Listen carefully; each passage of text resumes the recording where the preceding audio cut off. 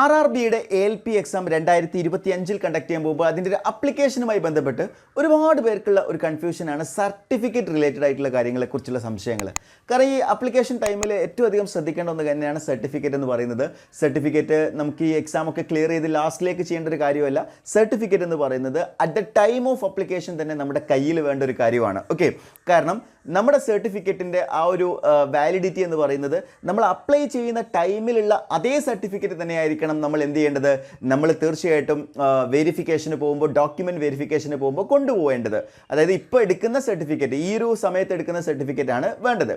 അപ്പോൾ ഈ certificate related ആയിട്ടുള്ള നിങ്ങളുടെ എല്ലാ ഡൗട്ട്സുകളും ക്ലിയർ ചെയ്യുന്നതിന് വേണ്ടിയിട്ടാണ് ഈ ഒരു വീഡിയോ ചെയ്തിരിക്കുന്നത്. അപ്പോൾ RRB ALP എക്സാം എഴുതുന്ന നിങ്ങളുടെ സുഹൃത്തുക്കൾക്ക് ഈ ഒരു വീഡിയോ നിങ്ങൾ ഷെയർ ചെയ്ത് കൊടുക്കുക. സർട്ടിഫിക്കറ്റ് റിലേറ്റഡ് ആയിട്ടുള്ള നിങ്ങളുടെ സംശയങ്ങൾ വീഡിയോന് താഴെ ഒന്ന് കമൻറ്റ് ചെയ്യാം. മാക്സിമം ഞാൻ ആ വീഡിയോയുടെ താഴെ വരുന്ന കമൻറ്റുകൾക്കെല്ലാം റിപ്ലൈ നൽകുന്നതായിരിക്കും. അപ്പോൾ നമ്മൾ എന്തൊക്കെയാണ് സർട്ടിഫിക്കറ്റ് റിലേറ്റഡ് ആയിട്ട് ശ്രദ്ധിക്കേണ്ടതെന്ന് നോക്കാം. ഒന്നാമത്തെ കാര്യം, ഏതൊക്കെ കാറ്റഗറിയുള്ള ആളുകൾക്കാണ് സർട്ടിഫിക്കറ്റ് വേണ്ടത് എന്നുള്ളതാണ്. അപ്പോൾ അതിൽ നമ്മൾ നോക്കുകയാണെങ്കിൽ OBC സർട്ടിഫിക്കറ്റ്, ഏറ്റവും കൂടുതൽ ആളുകൾക്ക് ഒരു പക്ഷേ അറിയാൻ താല്പര്യമുള്ളത് OBC സർട്ടിഫിക്കറ്റിനെ കുറിച്ചാണ്. അപ്പോൾ OBC സർട്ടിഫിക്കറ്റ്, അതേപോലെ തന്നെ എക്കണോമിക്കലി വീക്കർ സെക്ഷൻ ആയിട്ടുള്ള ആളുകളുടെ സർട്ടിഫിക്കറ്റ് വരുന്നുണ്ട്. അതേപോലെ SC/ST കാറ്റഗറിക്ക് വരുന്നുള്ള കാസ്റ്റ് സർട്ടിഫിക്കറ്റ്. ഇത് മൂന്നുമാണ് പ്രധാനപ്പെട്ട 3 സർട്ടിഫിക്കറ്റുകൾ. പിന്നെ നിങ്ങൾ മെഡിക്കൽ സർട്ടിഫിക്കറ്റ് ഒക്കെ നിങ്ങൾ ആ ഒരു എന്താ പറയുക എംപ്ലോയ്മെൻറ്റ് നോട്ടിഫിക്കേഷനിൽ കണ്ടിട്ടുണ്ടാവും. പക്ഷേ അതൊന്നും ഇപ്പോൾ എടുക്കേണ്ട യാതൊരു കാര്യമില്ല. ഇനി സർട്ടിഫിക്കറ്റുമായി ബന്ധപ്പെട്ട കാര്യം, ഒന്നാമത് നിങ്ങൾക്ക് വരാൻ സാധ്യതയുള്ള ഒരു ഡൗട്ട് എന്ന് പറയുന്നത് ഇതേ ഫോർമാറ്റിൽ തന്നെ വേണമോ എന്നുള്ളതാണ്. ഇത് റെയിൽവേയുടെ ഒഫീഷ്യൽ വെബ്സൈറ്റിൽ നിന്ന് ഞാൻ ഡൗൺലോഡ് ചെയ്തിട്ടുള്ള ഫോർമാറ്റാണ്. ഇതേ ഫോർമാറ്റിൽ തന്നെയുള്ള സർട്ടിഫിക്കറ്റ് വേണോ എന്നുള്ളതാണ്. കാരണം നിങ്ങൾ ഒരു പക്ഷേ OBC സർട്ടിഫിക്കറ്റിന് വേണ്ടിയിട്ട് നമ്മൾ പഞ്ചായത്തിലോ അല്ലെങ്കിൽ നിങ്ങൾ താലൂക്ക് ഓഫീസിലൊക്കെ പോവുകയാണെങ്കിൽ നിങ്ങൾക്ക് ലഭിക്കാൻ പോകുന്നത് എക്സാക്ട്ലി ഇതേ ഫോർമാറ്റ് ആയിരിക്കില്ല. ഇതിൽ നിന്ന് ചെറിയ വേരിയേഷൻസ് ഒക്കെ ഉള്ള ഫോർമാറ്റിലായിരിക്കും ഒരു പക്ഷേ നിങ്ങൾക്ക് ലഭിക്കുന്നുണ്ടാവുക. അപ്പോൾ അത് വാലിഡ് ആണോ അല്ല എന്നുള്ളത് ചോദിച്ചു കഴിഞ്ഞാൽ ഒന്നാമത്തെ ആൻസർ എന്ന് പറയുന്നത് വാലിഡ് ആണ് എന്നുള്ളത് തന്നെയാണ്. അതായത് ഇതേ ഫോർമാറ്റിൽ തന്നെ നിങ്ങളുടെ സർട്ടിഫിക്കറ്റ് വരണമെന്ന് ഒരിക്കലും നിർബന്ധമല്ല. കാരണം എനിക്കത് കോൺഫിഡൻ്റ് ആയിട്ട് പറയാൻ പറ്റും. ഞാൻ വെരിഫിക്കേഷന് പോയ സമയത്ത് സബ്മിറ്റ് ചെയ്ത സർട്ടിഫിക്കറ്റ് എന്ന് പറയുന്നത് ഈ ഒരു ഫോർമാറ്റിൽ എക്സാക്ട്ലി ഇതല്ല, പക്ഷേ ഒഫീഷ്യലായിട്ട് എന്താണ് നമുക്ക് കിട്ടിയിട്ടുള്ള താലൂക്ക് ഓഫീസിൽ നിന്ന് കിട്ടിയിട്ടുള്ള സർട്ടിഫിക്കറ്റ് തന്നെയാണ് പ്രൊഡ്യൂസ് ചെയ്തിട്ടുള്ളത്. അപ്പോൾ പക്ഷേ ഒന്നുകൂടി ഞാൻ പറയാന്നുണ്ടെങ്കിൽ കുറച്ചുകൂടി ബെറ്റർ ആയിട്ടുള്ളത്, അതായത് എന്തായാലും നിങ്ങൾ പുതുതായിട്ടൊരു സർട്ടിഫിക്കറ്റ് എടുക്കാൻ പോവുകയാണല്ലോ, അപ്പോൾ ഈ ഒരു ഫോർമാറ്റ് തന്നെ എടുക്കാൻ വേണ്ടി ശ്രമിക്കുക. ഒന്നുമില്ല, ഈ ഒരു പ്രിൻ്റ് ഔട്ട് എടുത്തിട്ട് എന്ത് ചെയ്താൽ മതി, ഈ സർട്ടിഫിക്കറ്റിൽ തന്നെ ഫിൽ ചെയ്യണം എന്നുള്ള രീതിയിൽ പറഞ്ഞാൽ മതി. അപ്പോൾ തീർച്ചയായിട്ടും നിങ്ങൾക്ക് എന്ത് ചെയ്യാൻ പറ്റും, ഒരു OBC സർട്ടിഫിക്കറ്റ് ഇതേ ഫോർമാറ്റ് തന്നെ കിട്ടും.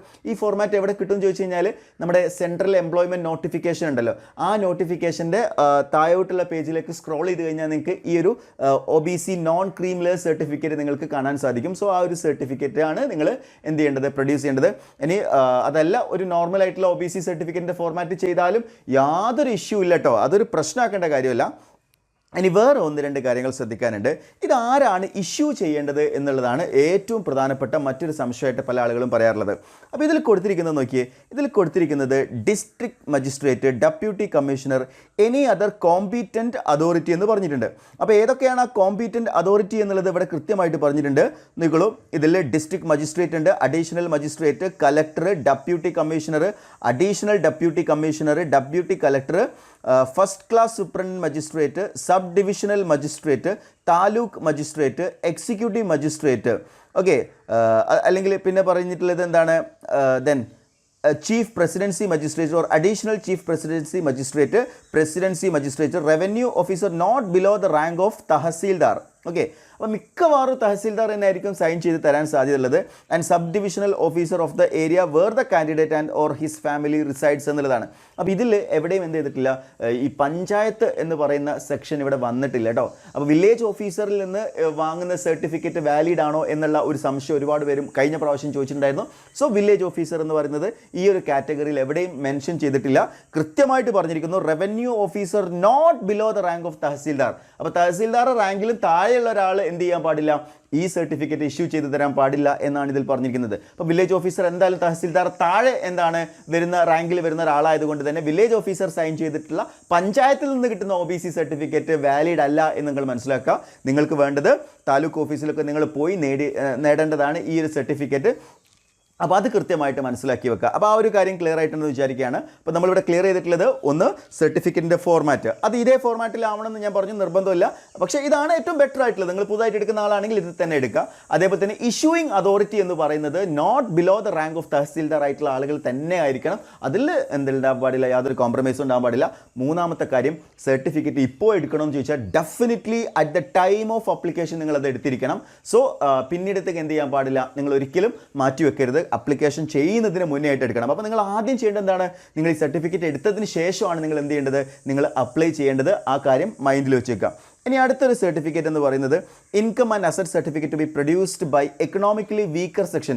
EWSന് റിസർവേഷൻ വരുന്നുണ്ട്. സോ EWS റിസർവേഷൻ കിട്ടണമെങ്കിൽ അപ്പോൾ ഈ ഒരു സർട്ടിഫിക്കറ്റാണ് നിങ്ങൾ എന്ത് ചെയ്യേണ്ടത്, ഇഷ്യൂ ചെയ്യേണ്ടത്.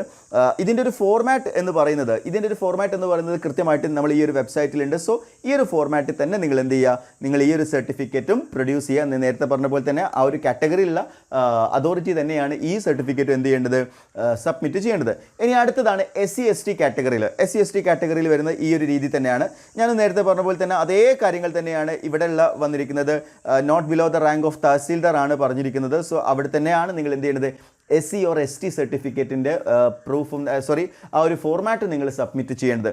അപ്പോൾ സർട്ടിഫിക്കറ്റ് ഈ 3 സർട്ടിഫിക്കറ്റുകളാണ് നിങ്ങൾ പ്രൊഡ്യൂസ് ചെയ്യേണ്ടത്. അതായത് OBC നോൺ ക്രീമിലെയർ ആണെങ്കിൽ അതാണ്, അതേപോലെ തന്നെ എക്കണോമിക്കലി വീക്കർ സെക്ഷനിലുള്ളവർക്ക് ആ ഒരു സർട്ടിഫിക്കറ്റ് പ്രൊഡ്യൂസ് ചെയ്യണം, അതേപോലെ SC/ST കാറ്റഗറിയിലാണെങ്കിൽ ഈ ഒരു സർട്ടിഫിക്കറ്റും പ്രൊഡ്യൂസ് ചെയ്യണം. സോ ഈ 3 സർട്ടിഫിക്കറ്റാണ് ഉള്ളത്. പിന്നെ മെഡിക്കൽ സർട്ടിഫിക്കറ്റ് ഒന്നും ഇപ്പം നമുക്ക് ആവശ്യമില്ല. അതേപോലെ സെൽഫ് ഡിക്ലറേഷൻ അതൊന്നും നമ്മൾ എന്ത് ചെയ്യേണ്ട കാര്യമില്ല, ഇപ്പോൾ ചെയ്യേണ്ട കാര്യമില്ല. At the time of document verification ആണ് നമുക്ക് അതിൻ്റെ ആവശ്യം വരുന്നുള്ളത്.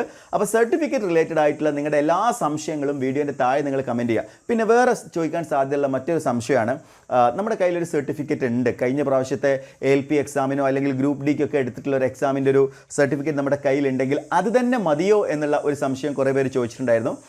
ഡെഫിനറ്റ്ലി അത് മതി എന്നുള്ളത് തന്നെയാണ്. അതിൻ്റെ കാരണം എന്താണെന്ന് വെച്ച് കഴിഞ്ഞാൽ നമ്മുടെ ഈ ഒരു സർട്ടിഫിക്കറ്റിൻ്റെ വാലിഡിറ്റി എന്ന് പറയുന്നതാണ് നോക്കേണ്ടത്. ഇപ്പോൾ കഴിഞ്ഞ പല എക്സാംസുകളും 1 ഇയറിൻ്റെ ഉള്ളിലുള്ളതാണല്ലോ. എനിക്കൊന്ന് OBC സർട്ടിഫിക്കറ്റിൻ്റെ വാലിഡിറ്റി 1 ഇയർ ആണെന്നാണ്. സോ ആ വാലിഡിറ്റി 1 ഇയർ ആണോ എന്നുള്ളത് നിങ്ങളൊന്ന് ചെക്ക് ചെയ്യണം. കാരണം അതിൽ വാലിഡിറ്റി ഉള്ള സർട്ടിഫിക്കറ്റ് നിങ്ങളുടെ കയ്യിലുണ്ടെങ്കിൽ അത് മതി. ഓക്കെ, അതായത് ഒരു OBC സർട്ടിഫിക്കറ്റിൻ്റെ വാലിഡിറ്റി എത്രയാണെന്നുള്ളത് നിങ്ങൾ എന്ത് ചെയ്യുക, നിങ്ങൾ സർട്ടിഫിക്കറ്റ് പ്രൊഡ്യൂസ് ചെയ്യാൻ പോകുന്ന സമയത്തോ അല്ലെങ്കിൽ നിങ്ങളുടെ ആ ഒരു അത്തരം ആളുകളെടുത്ത് ചോദിച്ചു കഴിഞ്ഞാൽ നിങ്ങൾക്ക് മനസ്സിലാക്കാൻ പറ്റും. അപ്പോൾ വാലിഡ് ആയിട്ടുള്ള ഒരു OBC സർട്ടിഫിക്കറ്റോ കാസ്റ്റ് സർട്ടിഫിക്കറ്റോ അല്ലെങ്കിൽ ഈ പറഞ്ഞ EWS സർട്ടിഫിക്കറ്റോ നിങ്ങളുടെ കയ്യിലുണ്ടെങ്കിൽ അത് മതി എന്നുള്ളത് തന്നെയാണ്. ഇനി അതല്ല, അതിൻ്റെ വാലിഡിറ്റി കഴിഞ്ഞു പോയിട്ടുണ്ട്, 1 ഇയർ കഴിഞ്ഞു പോയിട്ടുണ്ടെങ്കിൽ, ഇപ്പോൾ നമ്മൾ നോക്കുകയാണെങ്കിൽ ALP എക്സാം കഴിഞ്ഞ പ്രാവശ്യം ജാനുവരിയിലാണ് എൻ്റെ നോട്ടിഫിക്കേഷൻ വന്നത്. അപ്പോൾ പിന്നെ സ്വാഭാവികമായിട്ടും ജാനുവരിയിൽ നോട്ടിഫിക്കേഷൻ വന്നു കഴിഞ്ഞാൽ ഇപ്പോൾ ഈ പ്രാവശ്യം ഏപ്രിലായി, 1 ഇയർ കഴിഞ്ഞു, അപ്പോൾ വാലിഡിറ്റി കഴിഞ്ഞിട്ടുണ്ടാവും. എന്നാൽ JEE എക്സാമിൻ്റെ നോട്ടിഫിക്കേഷൻ ജൂണിലൊക്കെ ആയിരുന്നു വന്നത്. അപ്പോൾ ആ സമയത്ത് എടുത്ത സർട്ടിഫിക്കറ്റ് ആണെങ്കിൽ ഇപ്പോഴും അത് വാലിഡ് ആണ് അല്ലേ, സോ അത് മതി. സോ ആ രീതിയിലാണ് സർട്ടിഫിക്കറ്റിൻ്റെ വാലിഡിറ്റി കൂടി നിങ്ങൾ എന്ത് ചെയ്യുക, നിങ്ങൾ ചെക്ക് ചെയ്യണം. വാലിഡ് ആയിട്ടുള്ള ഒരു സർട്ടിഫിക്കറ്റ് നിങ്ങളുടെ കയ്യിൽ മസ്റ്റായിട്ടും വേണം. അതായിരിക്കണം നിങ്ങൾ എന്ത് ചെയ്യേണ്ടത്, ഈ ഒരു ഡോക്യുമെൻറ്റ് വെരിഫിക്കേഷൻ ടൈമിൽ സബ്മിറ്റ് ചെയ്യേണ്ടത്. സോ അതാണ് സർട്ടിഫിക്കറ്റ് റിലേറ്റഡ് ആയിട്ട് പറയാനുള്ളത്. അപ്പോൾ ഇനി ഇതുപോലുള്ള എന്തെങ്കിലും, അതായത് അപ്ലിക്കേഷൻ ടൈമിൽ നിങ്ങൾക്ക് വരുന്ന എല്ലാ ഡിഫിക്കൽട്ടീസും അഡ്രസ്സ് ചെയ്തുകൊണ്ട് അത് വീഡിയോസായി നിങ്ങളിലേക്ക് എത്തിക്കുക എന്നുള്ള രീതിയിലാണ് നമ്മൾ ഇത്തരം വീഡിയോ സീരീസ് നമ്മൾ സ്റ്റാർട്ട് ചെയ്തിട്ടുള്ളത്. അപ്പോൾ എന്തെങ്കിലും സംശയങ്ങൾ നിങ്ങൾക്ക് ഇതുമായി ബന്ധപ്പെട്ട സർട്ടിഫിക്കറ്റ് റിലേറ്റഡുമായിട്ട് ബന്ധപ്പെട്ടുണ്ടെങ്കിൽ നിങ്ങൾ വീഡിയോയുടെ താഴെ ഒന്ന് കമൻറ്റ് ചെയ്യുക. അതേപോലെ തന്നെ നമ്മുടെ ALP കോഴ്സിൽ ജോയിൻ ചെയ്യുന്നതിന് വേണ്ടിയും കൂടുതൽ ഇൻഫർമേഷൻസിന് വേണ്ടിയും താഴെ കൊടുത്തിരിക്കുന്ന ഗൂഗിൾ ഫോം ഫില്ല് ചെയ്യുക. അതേപോലെ സ്ക്രോൾ ചെയ്തുകൊണ്ടിരിക്കുന്ന നമ്പറിൽ കോൺടാക്ട് ചെയ്താലും ഇൻഫർമേഷൻസ് ലഭിക്കുന്നതായിരിക്കും. That's all for today. Thank you.